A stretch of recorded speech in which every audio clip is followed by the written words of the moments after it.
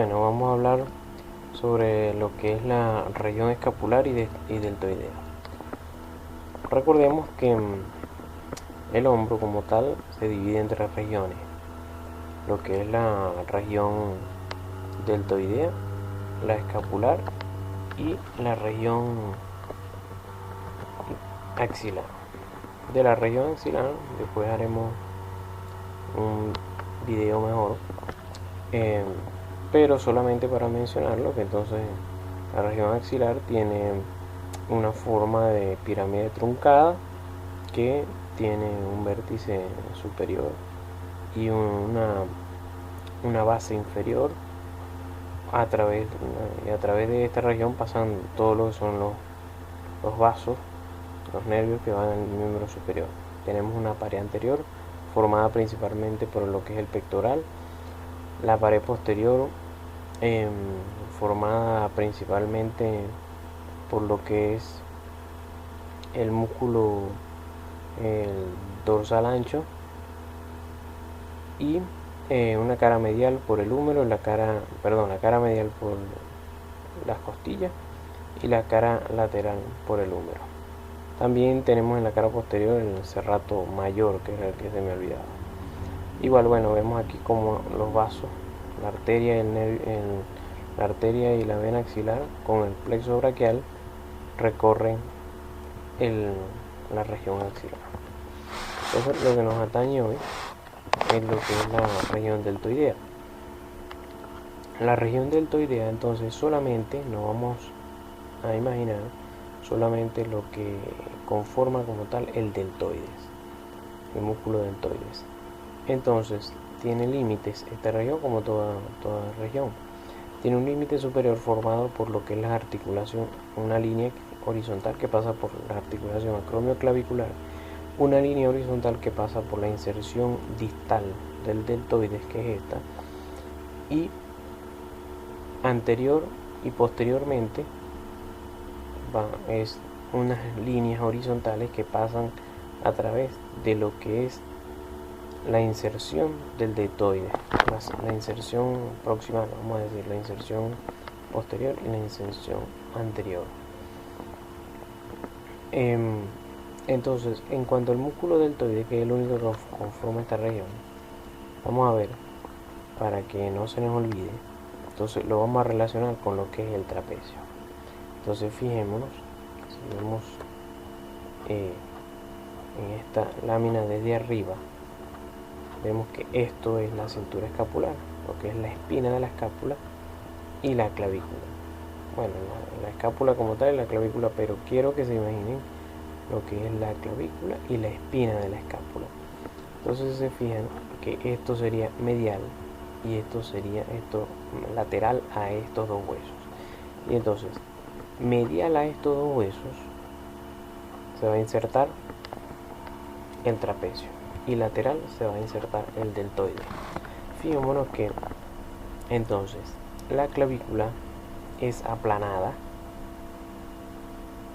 si la vemos de frente. En cambio, la espina de la escápula es aplanada si la vemos de superior a inferior. Entonces, como la clavícula es aplanada, en ese sentido tenemos un borde anterior y un borde posterior. En cambio, la espina de la escápula tiene un borde superior y un borde inferior. En ese orden de ideas, entonces, vamos a ver que el trapecio se inserta desde la línea nucal superior, el medio de la línea nucal superior, todas las apófisis espinosas de la cervical y todas las apófisis espinosas de la dorsal, todas sus fibras se dirigen hacia lo que encontramos medial, hacia los bordes que encontramos más medial, que serían el borde posterior de la clavícula y el borde superior de la espina de la escápula. Todas esas fibras se insertan entonces el trapecio, borde posterior de la clavícula, borde superior de la espina de la escápula. En cambio, el deltoides parte de allí hacia allá, hacia el húmero. desde el borde anterior de la clavícula y desde el borde inferior de la espina de la escápula hacia la tuberosidad humeral deltoidea, la tuberosidad deltoidea del húmero, que es aquí. Entonces, vimos trapecio desde la columna al borde posterior de la clavícula y borde superior de la espina de la escápula, y el deltoide del borde anterior de la clavícula y borde inferior de la espina de la escápula al deltoides, al húmero, a la tuberosidad deltoidea del húmero. El deltoide es irrigado por lo que es la circunfleja posterior, que es rama de la arteria axilar, y la inervación es exclusivamente por el nervio axilar o nervio circunflejo, que es rama del tronco del fascículo posterior del plexo braquial. Aquí está entonces ahora lo que es la región escapular. Entonces, fijémonos que entonces la región axilar va a abarcar en su cara posterior, la cara anterior de la escápula, o sea, los músculos que se insertan anteriormente en la escápula, en la parte anterior de la escápula, son parte de la cara posterior de la región axilar, que en este caso sería el músculo subescapular y el músculo serrato mayor. Pero por detrás de la escápula, entonces eso pertenece a lo que es la región escapular. Entonces sería los del manguito rotador más el redondo mayor. Entonces fíjense, la región escapular, los límites son el triángulo como tal de la escápula, una línea que pasa superior a lo que es el ángulo superinterno de la escápula, que es aproximadamente el nivel de la primera costilla, de la primera costal, una línea que pasa por el ángulo inferior, que es a nivel del octavo arco costal, y una línea que pasa por el borde interno de la escápula, que es aproximadamente a 6 centímetros de lo que es la apófisis espinosa de la columna dorsal. Entonces,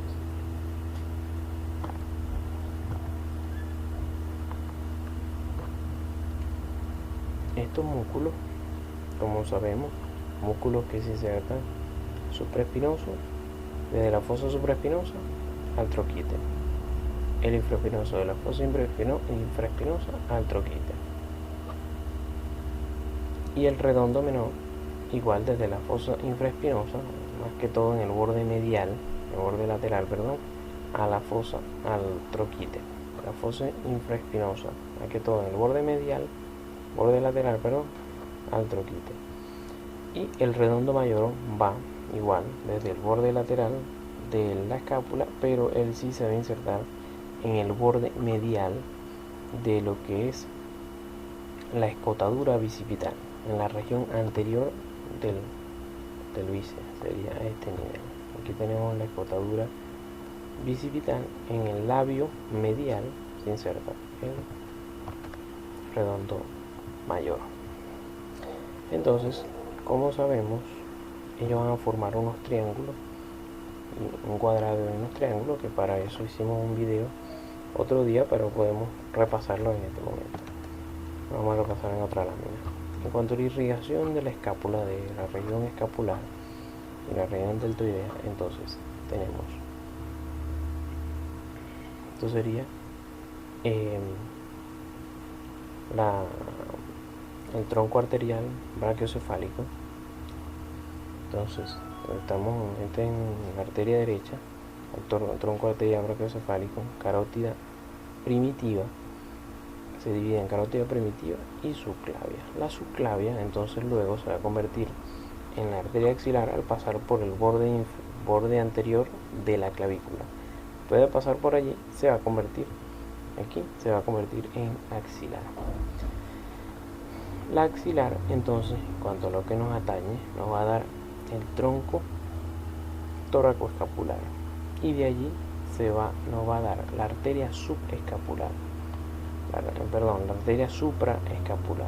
La arteria supraescapular va a pasar por la escotadura supraescapular y luego va a rodear la espina de la escápula. Entonces obviamente va a irrigar al supraespinoso, que lo tenemos aquí, y al infraespinoso.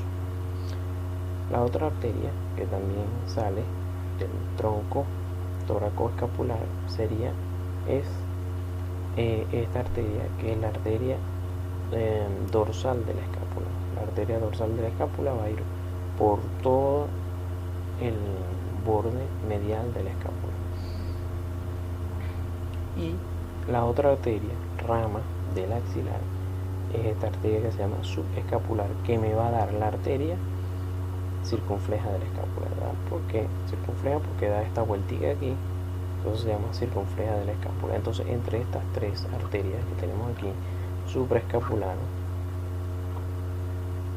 circunfleja de la escápula y dorsal de la escápula, nos dan la irrigación completa, y de hecho hacen una anastomosis que, según el Rubier, pueden llegar aún hasta suplir, si hay una lesión a este nivel de la arteria axilar, pueden llegar a suplir la irrigación completa del miembro superior. Y otra cosa importante es, por eso vemos que en las fracturas de escápula, siempre se forma un hematoma llamado signo de Colen de fracturas de escápula. Se forma un hematoma por la abundante irrigación que tiene la escápula. Entonces repasemos lo que es estos triángulos, del triángulo llamado de los redondos. Tenemos entonces supraespinoso, redondo, supraespinoso, infraespinoso, redondo menor y redondo mayor, y a través de ellos pasan tríceps. Entonces tenemos aquí el cuadrado húmero tricipital, cuadrado húmero tricipital por arriba, redondo menor, por debajo redondo mayor, medial tríceps, lateral húmero. Por allí va a pasar lo que es el nervio axilar o nervio circunflejo, que viene del tronco posterior, tronco secundario posterior o fascículo posterior del plexo braquial, y va a inervar al deltoides. Igual la arteria circunfleja posterior, que va a irrigar la cabeza humeral, que es rama, como vimos, también de la arteria axilar. Tenemos el triángulo húmero tricipital. Entonces, como un triángulo, tres lados: lateral húmero, medial el tríceps, la porción larga del tríceps, y superior lo que es el redondo mayor. Por allí va a pasar lo que es el nervio radial, que va a pasar por el canal de torsión, y la arteria braquial profunda, que es rama de la arteria braquial o la arteria humeral. Y nos queda este triángulo que se llama triángulo escápulo-tricipital, que va a tener por encima al redondo menor, por debajo al redondo mayor y por lateral al tríceps. Y lo único que va a pasar por allí es la arteria circunfleja de la escápula. Esta arteria que vemos aquí, arteria circunfleja de la escápula, va a pasar a ese nivel. El plexo braquial no lo sabemos bastante.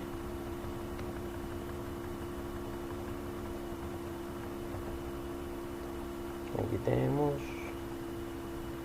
bueno, igual lo que es el deltoide, como les decía, donde termina el trapecio en la clavícula y en la espina de la escápula comienza el deltoide. El nervio, el plexo braquial, fíjense cómo en el tronco superior tenemos una rama lateral llamada el nervio supraescapular, que es el que también, bueno, no voy a demorar devolviéndome, pero es el nervio también que pasa en la escotadura supraescapular con la arteria supraescapular y va a inervar al supraespinoso y al infraespinoso, igual rodeando la espina de la escápula.